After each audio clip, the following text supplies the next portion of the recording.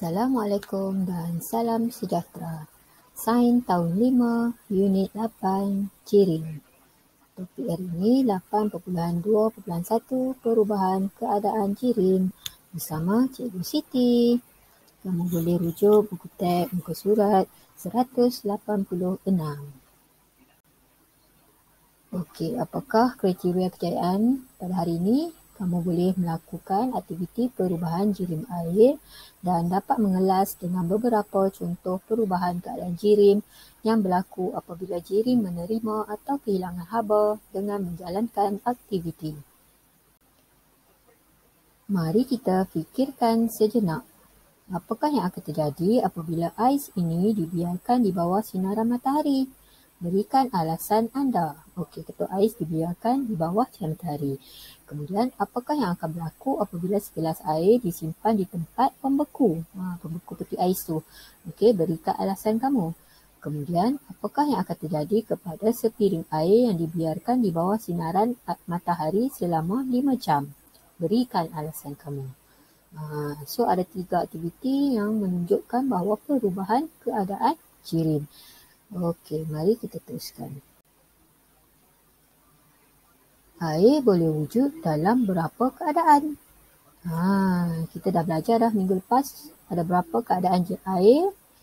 Air boleh wujud dalam 3 keadaan, iaitu berpejal, cecair dan gas. Okey, ketul ais adalah berpejal, air yang kita minum ialah cecair dan wap air di sekeliling kita atau udara adalah gas. Ia adalah air. Jadi, ini contoh. Apakah yang akan menyebabkan keadaan aiskrim berubah? Aiskrim ni sebenarnya dalam bentuk berpejal. Tapi bila kita biarkan, ia akan mencair. So, dia akan berubah menjadi cecair. So, bagaimanakah perubahan keadaan jirim air berlaku? So, kita nak lihat bagaimana keadaan perubahan air boleh berlaku. Ada 5 proses. 1. Proses pendidih, proses peleburan, proses penyejatan, proses pembekuan dan proses kondensasi. Semua proses ini berlaku apabila menerima haba atau kehilangan haba. Okey, jadi kita akan tengok contoh yang mana yang menerima haba, yang mana kehilangan haba. Okey, ini adalah proses keadaan perubahan jirim air. Daripada pepejal, dia berubah kepada cecair, kita namakannya proses peleburan. Kemudian daripada cecair kepada gas adalah proses pendidihan atau proses penyejatan. Ada 2 proses di sini, okey? Tapi ada perbezaan antara pendidihan dan penyejatan, nanti cikgu akan jelaskan. Jadi di atas ini menunjukkan bahawa pepejal kepada cecair, cecair kepada gas, ini menerima haba. Okey, peleburan dia menerima haba, pendidihan dan penyejatan juga menerima haba. Kemudian daripada gas akan berubah kepada cecair, ini namanya proses kondensasi. Kemudian daripada cecair kepada pepejal, ini namanya proses pembekuan. Okey, proses di bawah ini adalah kehilangan haba. Apabila gas kehilangan haba, dia akan bertukar menjadi cecair. Cecair apabila kehilangan haba, ia akan menjadi pepejal. Jadi ada 3 proses yang menerima haba, ada 2 proses yang kehilangan haba yang menyebabkan jirim air berubah. Okey. Kita tengok apa yang dimaksudkan dengan proses peleburan. Proses peleburan ialah proses di mana pepejal berubah menjadi cecair. Anak panah ni bermaksud berubah. Ais melebur menjadi air apabila ais menerima haba daripada persekitaran. So, kita biarkan ketua ais di atas meja, lama-lama ia akan cair. So, maksudnya dia menerima haba di persekitaran. Mula-mula pepejal, dia punya kedudukan jirim dia rapat-rapat, tapi bila dia bertukar menjadi cair, keadaan jirim dia akan berubah. Okey, zarahnya telah berubah. Kedua ialah proses penyejatan, di mana cecair berubah menjadi gas. Proses penyejatan air berlaku pada sebarang suhu di bawah takat didih air. So, apa saja suhu air, suhu persekitaran akan menyebabkan proses penyejatan. Air tersejat menjadi wap air apabila menerima haba daripada persekitaran. Okey, maksud dia cecair telah berubah menjadi wap air iaitu gas. Ia akan hilang ke permukaan bumi. Jadi zarah dia dalam bentuk cecair dan berubah menjadi zarah gas. Okey, kemudian proses pendidihan di mana sama juga proses di mana cecair berubah kepada gas tetapi ia memerlukan air yang mendidih iaitu pada suhu 100 darjah Celsius. Kalau tanpa suhu 100 darjah Celsius tadi ialah proses penjejatan. Tapi apabila terjadinya proses pendidihan iaitu suhu 100 darjah Celsius, maka proses pendidihan telah berlaku. Jadi proses ini berlaku apabila air menerima haba daripada persekitaran. Okey, iaitu api lah. Kamu nampak wap air telah keluar pada air yang mendidih, itu adalah proses pendidihan. Yang keempat ialah proses pembekuan, di mana proses cecair berubah kepada pepejal. Air membeku menjadi ais apabila air kehilangan haba ke persekitaran, selalunya 0 darjah Celsius. Suhu yang rendah akan menyebabkan cecair berubah kepada pepejal. Okey, dia punya zarah dia, cecair berubah kepada pepejal. Dan yang kelima ialah proses kondensasi. Okey, di mana gas telah berubah menjadi cecair. Proses kondensasi berlaku apabila wap air kehilangan haba ke persekitaran.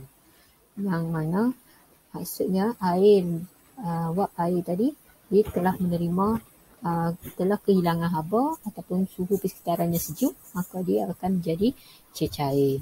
Okey, contoh keadaan apabila kamu minum air sirap, ais kan, di luar gelas kamu akan nampak ada titisan air. Maksud dia gas di luar tadi terkena pada tempat yang sejuk dan dia akan berubah menjadi cecair. Okey. Seterusnya mari kita uji perubahan bentuk jirim. Bagaimana perubahan tadi? Cecair boleh berubah menjadi pepejal kepada gas. Jadi kita buat aktiviti aiskrim goncang. Kamu boleh sediakan bahan-bahan berikut, iaitu susu. Susu kamu boleh guna susu biasa atau susu coklat, susu strawberry, tak kisah. Apa jenis perisa susu yang kamu kehendaki. Kemudian mesti ada ketul ais, garam dan juga plastik bag. Okey, sama ada yang berzip atau tidak berzip pun boleh. Kalau tak ada berzip, kamu kena sediakan getah lah untuk mengikatnya. Pastikan plastik bag tersebut ada 2 jenis, satu besar, satu kecil. Okey, yang seterusnya. Di mana yang pertama kamu kena isikan susu ke dalam plastik bag dan kuncikan dengan sempurna atau ikat dengan sempurna. Pastikan kamu guna plastik bag yang lebih kecil. Kemudian yang kedua, masukkan ketul ais ke dalam plastik bag yang kedua yang lebih besar daripada yang pertama tadi. Kemudian taburkan 5 sudu besar garam ke dalam plastik yang berisi ketul ais tersebut. Okey, kemudian yang ketiga, masukkan plastik yang mengandungi susu tadi ke dalam plastik yang mengandungi ketulan ais. Okey, kuncikan atau ikat kedua-duanya dengan kemas. Kemudian balutkan plastik yang berisi ais dan juga plastik yang berisi susu tadi dengan tuala atau kain supaya kita tidak berasa sejuk lah apabila hendak menggoncangnya. Yang keenam, goncangkan selama 10 minit atau sehingga kamu nampak susu tadi telah membeku. Okey, kemudian kamu boleh keluarkan ketulan susu kamu tadi, aiskrim susu kamu tadi yang digoncang dan hiaskan dengan perisa yang kamu suka, sama ada strawberry, coklat atau coklat rice, dan kamu boleh makan kamu punya aiskrim goncang tersebut. Sambil kamu buat aiskrim goncang tersebut, kamu boleh perhatikan perubahan keadaan cecair yang berlaku pada aiskrim tersebut. Yang pertama, apakah persoalannya? Apakah bentuk jiri susu selepas dan sebelum dan selepas aktiviti dijalankan? Yang kedua, nyatakan alasan terhadap perubahan bentuk jirim ini. Apakah yang terjadi pada aiskrim yang terhasil apabila dibiarkan pada suhu bilik selama 10 minit? Mengapa? Apakah yang boleh dilakukan untuk memastikan aiskrim yang terhasil lebih tahan lama? Okey, jadi apa jawapannya? Okey, yang pertama tu susu dalam bentuk cecair sebelum. Kalau selepas, dia akan bentuk pepejal. Kenapa? Kerana dia telah kehilangan haba sebab kita masukkan dalam ketulan ais.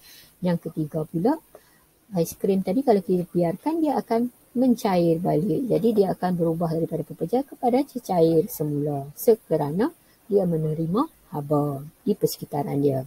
So apakah yang boleh dilakukan untuk memastikan aiskrim terhasil tadi tahan lebih lama? Kita masukkan dalam peti sejuk beku. Okey, sebab di dalam tu suhunya lebih rendah dan aiskrim tadi akan kehilangan haba, dia akan kekal dalam bentuk pepejal.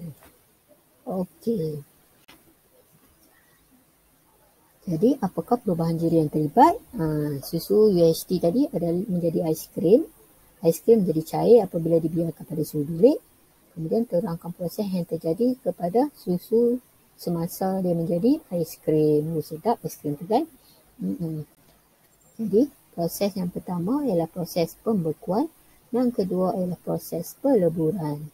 Susu akan kehilangan haba dan menyebabkan berubah dari cecair kepada pepejal. Okey, itu kalau yang kita buat aiskrim tadi. Kalau kita biarkan aiskrim tadi pula daripada peleburan, daripada pembekuan kepada peleburan dan dia menerima haba. Okey, soalan kamu boleh salin dan tulis dalam buku nota sains. Air boleh wujud dalam berapa bentuk? Nyatakan kesemua proses perubahan bentuk jirim air. Nyatakan proses perubahan yang terlibat jirim menerima haba dan jirim kehilangan haba. Berikan satu contoh bagi setiap perubahan jirim air. Apakah perbezaan antara penyejatan dengan pendidihan? Okey, jadi jawapannya air boleh wujud dalam 3 keadaan iaitu pepejal, cecair dan gas. Proses perubahan jirim yang berlaku yang pertama ialah proses peleburan menerima haba, proses penyejatan menerima haba, proses pendidihan menerima haba, proses pembekuan kehilangan haba, proses kondensasi adalah kehilangan haba. Satu lagi cikgu lupa, proses penyejatan dan pendidihan ada perbezaan ya. Okey, penyejatan dia berlaku pada sebarang suhu, manakala pendidihan berlaku pada suhu 100 darjah Celsius. Okey, jadi itu sahaja. Sekian, terima kasih kerana menonton penerangan cikgu. Jadi kalau boleh kamu boleh buat aiskrim goncang. Assalamualaikum. Bye-bye.